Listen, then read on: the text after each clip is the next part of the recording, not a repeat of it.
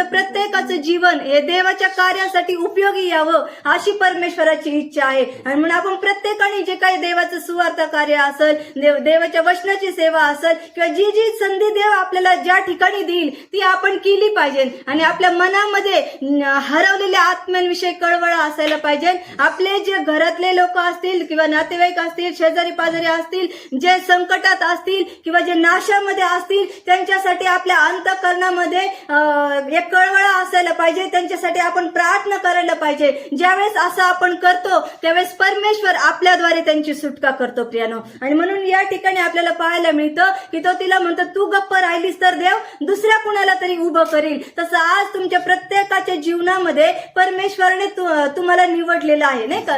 योहानमध्ये सांगितलेले की तुम्ही मला नाही तर मी तुम्हाला निवडलेलं आहे. आणि म्हणून देवाने तुम्हाला आणि मला निवडलेलं आहे. आज आपल्या मंडळीमध्ये तुम्हा प्रत्येक भावा